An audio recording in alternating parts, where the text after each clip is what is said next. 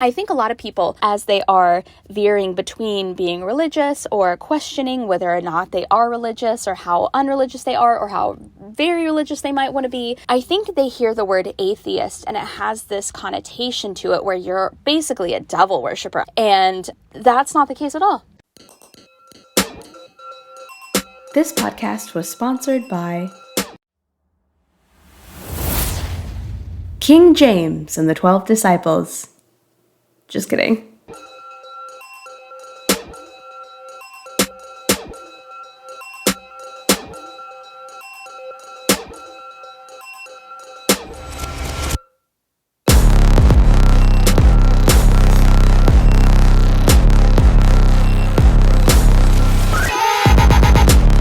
Hello, ladies, men, non-binary friends. Welcome to Growing Up Fundie. I am your host, Sydney Davis Jr., and today we are going to talk about atheism, agnosticism, and secularism. What are the differences between these terms? Why are they often misconstrued or miscombined or confused with one another? Let's talk about it. First, we're going to start off with the actual definitions because I feel like that is super important and everybody should know the difference. So according to Oxford Languages, atheism is the disbelief or lack of belief in the existence of God or gods. So you do not believe in God and you do not believe in gods, you are an atheist. Agnosticism or an agnostic, a person who believes that nothing is known or can be known of the existence or nature of God or of anything beyond material phenomena. A person who claims neither God nor disbelief in God. So that's a person who neither disbelieves nor believes in God. They don't know, they don't think there's enough evidence to support either, etc., etc. So notice there's a big difference there between agnostics and between atheists. Atheists are here saying, no, there is not a God. Agnostics are saying, I have not seen evidence to prove there is or there isn't, so I'm just kind of in between. And finally, secularism, right? Or to be secular, or when something is secular, because it is a noun. It is the indifference to or rejection or exclusion of religion and religious considerations. So when you are secular, you are literally indifferent. You don't really care about it. You don't care not about it. You're just indifferent. You can have secular music that is neither religious nor non-religious, right? The song is not about God, but it is also not anti-God. It is just a song.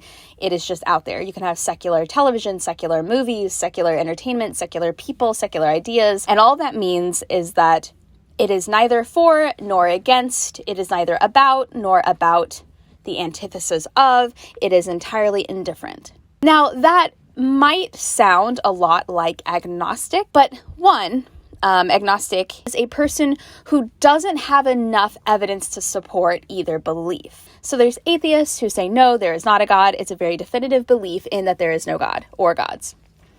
Then you have agnostics, which is somebody who's like, I don't have evidence to support that there is a God, so I'm not going to believe that there is one. But I also don't have quite enough evidence to support that there is not a God, so I'm not necessarily going to say absolutely not with the definitive nature that an atheist says it. And then you have secularism, or I think you could say secularist. I studied English. I feel like this is a word where you could practice or be a secularist if you are a person. I'm going to look that up. And that's the indifference. It's not necessarily a bad thing. I know that indifference can often have negative connotations, but you're just like, hey, I don't really care. My life is not about it and it's not about it. It's just, I'm just secular. It is just of the world, neither for nor against religion. So now we're going to dive into an article that I found that made me really want to look up the difference between atheists and secularists and agnostics. And this was something that I found on the Washington Post today. When was it published? I don't see a publication date on here, but I do believe it's very recent. How does this not have a date on it? Usually Washington Post dates everything. Anyway, I will link the article in the show notes, so feel free to take a look at it yourself. But in case you're driving or you're at work or you're doing something where you can't read it yourself, I'm going to read it to you. And this is under the Washington Post religion section. American secularism is growing and growing more complicated. That's the title of the article. The four notes, the little footnotes underneath say, its impact on politics and self-identity looms large, experts say. Americans are getting less religious, in quotes. You've probably heard. They do fewer traditionally religious things, such as belonging to a denomination, attending worship services, or feeling certain that God exists. But what does that lead to? As research in the past couple of decades has reflected those drops in behaviors and belief, conventional wisdom has lingered on a superficial understanding about what it really means for our identities, our yearning for something, quote, bigger than ourselves, end quote, and our idea about the role of religion in politics. Now, a new crop of books dives into many shades of gray in growing secularism and its important ramifications. Deploying new research and theories, these writers go beyond the top-level data and argue that many Americans are, in fact, a mix. Someone may be devout personally, for instance, but strongly believe in church-state separation and the primacy of science and observable facts. Side note, the definition of primacy, according to Oxford Languages, the fact of being primary, preeminent, or more important. The office, period of office, or authority of a primate of certain churches. And then they give an example of a sentence. They say the first years of his primacy were tranquil. They may be completely non-religious, but also agnostic when it comes to the role of religion in public life. The 2021 book Secular Surge by a trio of prominent political scientists says, secular, quote unquote, core values include free thinking, logic, and reason, rather than received authority, human experience, and the laws of nature. Secularism, notably, is not defined by opposition to religious identity or practice. By this definition, a quarter of Americans now have a secular worldview, the researchers contest, and events such as the pandemic could speed along the birth of a secular political left, not unlike the early days of the religious right. Another book, Secularism, The Basics, out this month from Georgetown University professor Jacques Berliner-Blau, focuses on political secularism and argues that while Americans may be growing less religious, their government and courts are becoming less secular. The gap, he says, inflames culture war debates in areas such as vaccine exemptions, LGBTQ rights, and government funding for religious schools. Unchecked free exercise of religion, Berliner-Blau argues, deprives religious minorities of equal protection under the law. And the United States, he says, is way behind in developing a secularism for the current era.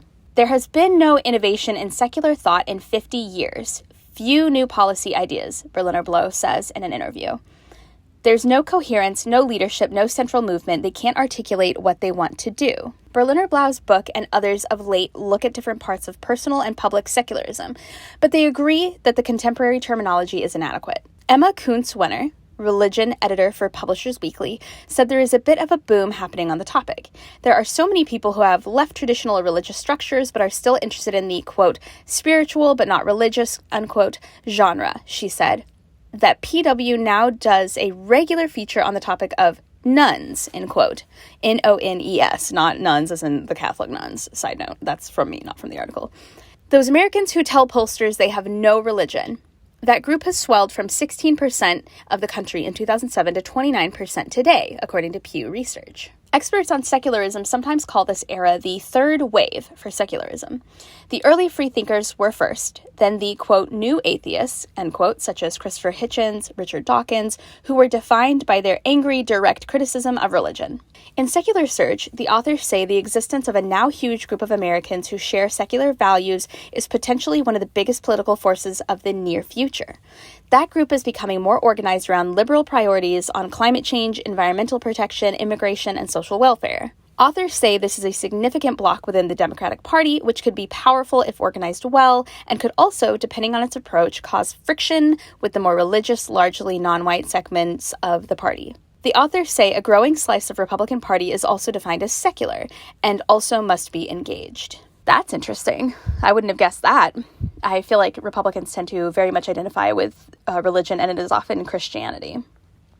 But hey, you know, secularism is at the very heart of the battles for the soul of the Democratic Party, write the authors, political scientist John C. Green of the University of Akron, and David E. Campbell, and Geoffrey C. Lehman, both of the University of Notre Dame. The three agree with Berliner-Blau that the big challenges of secular political impact is the lack of perceived movement. People may fit into the secular camp but not realize it. Some experts position that the pandemic and even potentially an overturned Roe versus Wade, oh my God, could galvanize secular Americans in the way abortion did for the religious right. Berliner-Blau sees secular organizing as a backstop to what he calls growing religious fundamentalism in Turkey, Israel, and the United States. But Ryan P. Burge, a political scientist at Eastern Illinois University who last year published The Nuns, where they came from, who they are, and where they're going, again, side note, nuns being N-O-N-E-S, thinks Berliner Blau overstates that possibility. He looks at atheists and considers their antagonism to religion as out of step for the country. Burge's book focuses on the nuns broadly, and the significant difference in belief and attitudes between nuns that are anti-religion and nuns who are ambivalent. As you can see, this is a side note, this is not part of the article, they even agree that there is a big difference between the nuns, quote unquote, who are anti-religion and the nuns who are ambivalent. They don't really care either way. They don't identify any way. The majority of nuns are in the latter camp, Burge says, and that same dynamic is at play with the secular Americans. The majority are in the middle.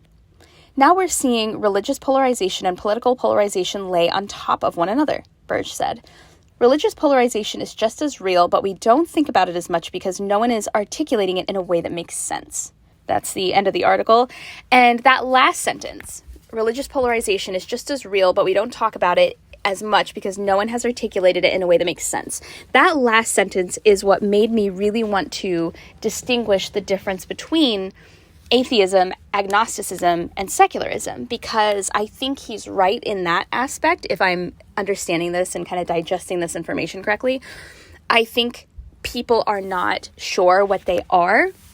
I think they're not doing maybe enough research in terms of, are they agnostic? Are they atheist? Are they secular? Are you somebody who believes there is no God? Are you somebody who believes there might be, but also could not be? There's enough evidence to support that there isn't. There's not enough evidence to support that there is.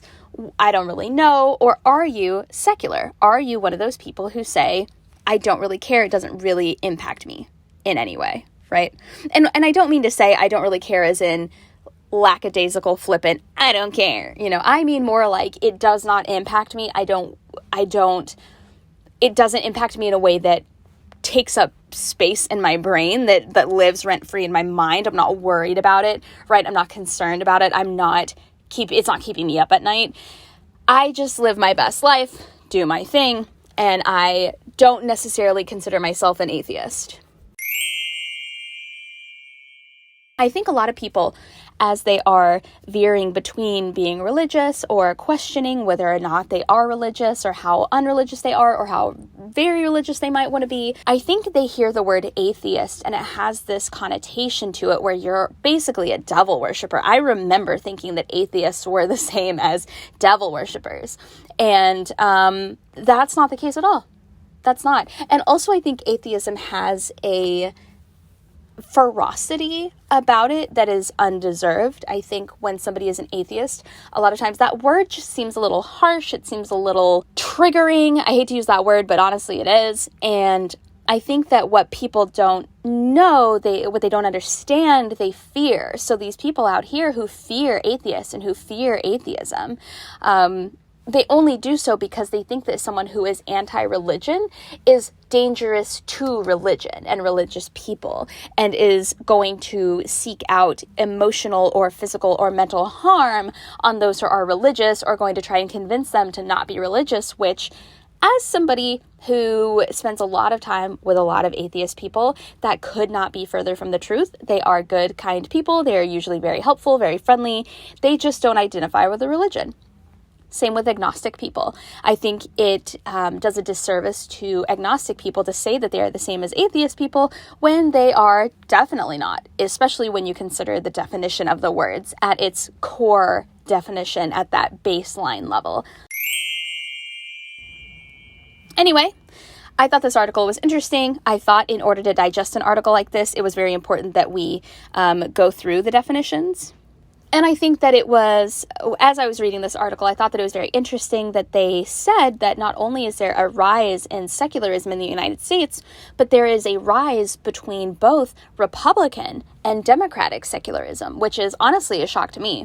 But at the same time, in this article, I noticed it was mentioned that there's also a rise in evangelical beliefs and behaviors. And I personally wonder, this is just me wondering to myself, if the rise in evangelicals came after the rise began in secular thoughts, I sometimes wonder if people who were more and more comfortable with the idea of considering themselves secular were becoming more popular, more common. The idea was being kind of spread a little bit more than it used to be, and the people who considered themselves staunchly religious started leaning towards the very conservative, very evangelical version in order to combat that.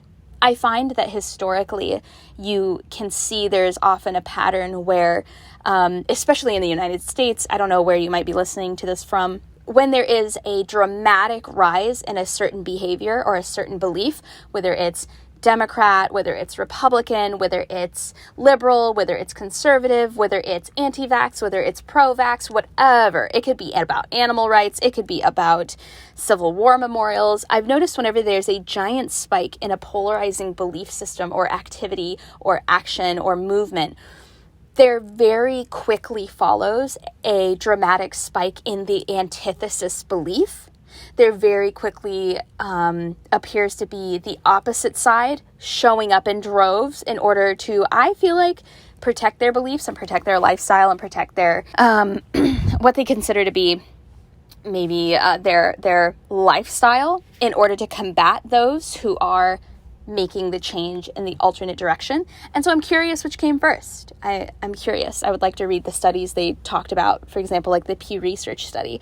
I would like to find out more about which came first. Were we becoming more secular? And the evangelicals fought that by becoming even further conservative, more religious, more evangelical. Maybe they weren't evangelical before, but now they're kind of leaning that way.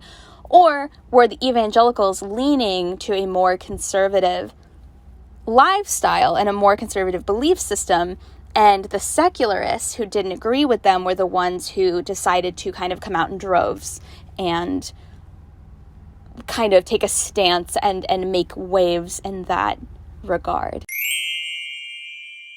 So, anyway, I digress. I'm very curious to see your thoughts, your opinions. Do you agree with this article? Do you think it's a crock of bullshit? Did you learn something? Did you learn the difference between agnostics, atheists, and I can't think of the word. Secularism? What are your thoughts? Comment down below if you have anything you hate about this, whether it's the article, whether it's the authors, whether it's what they said. Please direct all hate towards me, not towards them. Please don't spread hate and unkind words to any of the authors mentioned or their websites or Washington Post. If you hate it, if you disagree, direct all that hate towards me, not towards them. They don't know that I'm doing this recording, so there you go. Anyway, that was it for this episode. We learned a little bit about the difference between, I'm going to keep saying it over and over again, atheism, agnostics or agnosticism, and secularism. Very important to distinguish, especially if you are one of those people who are trying to decide whether or not you're religious, whether or not you are centric, whether or not you are fully atheist. I'm curious what your thoughts are. Hope this helped. Hope this was educational. And thank you. Have a good night.